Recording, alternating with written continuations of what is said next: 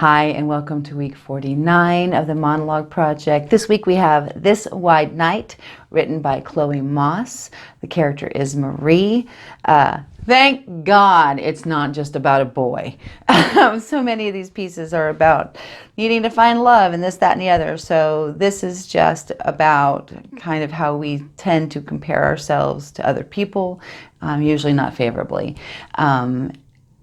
And in this particular case, by way of a raindrop, which you will see in the play. It's perfectly fine structure-wise. I find it a little boring, but maybe that's just a reflection of the day that I've had because, that's kind of how this goes, right? What we deal with in our own day-to-day tends to affect what we see and what we read, and we need to take all that with a grain of salt sometimes. So maybe later when I'm not having a bad week, I'll look at it again, but that's not happening this time.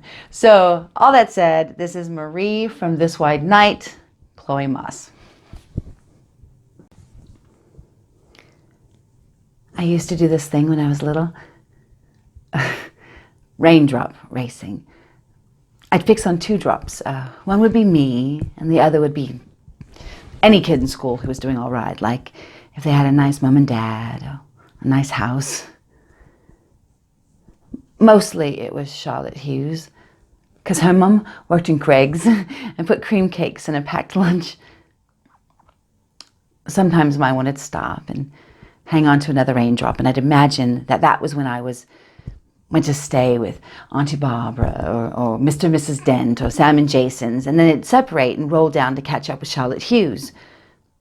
Aim of the game was that if you got down first, then you'd be all right. Auntie Barbara, she weren't my proper auntie, but she maybe called her that for some reason. She used to say, "Not everyone can be all right, Marie. The world isn't like that. Some people are rich, and some people are poor, and some people's mothers work in Greg's, and some don't. Not everyone can be all right. That isn't how things work." I didn't have anything against Charlotte Hughes. She used to break off bits of cake when I asked her for a bit, but I weren't allowed to take a bite. She'd go, "You've always got cold sores, Marie, and once you catch one, you've got herpes for life." So I used to have my nose pressed against the window, willing myself to stop hanging about and get down to the finish line. Charlotte's raindrop usually zigzagged along, no sweat.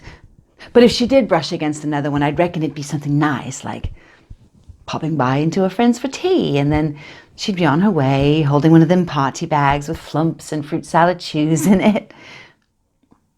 Oh, once, David Harper was the other raindrop because he had a nan who knitted clothes for his action men. I still do it now, sometimes, that game.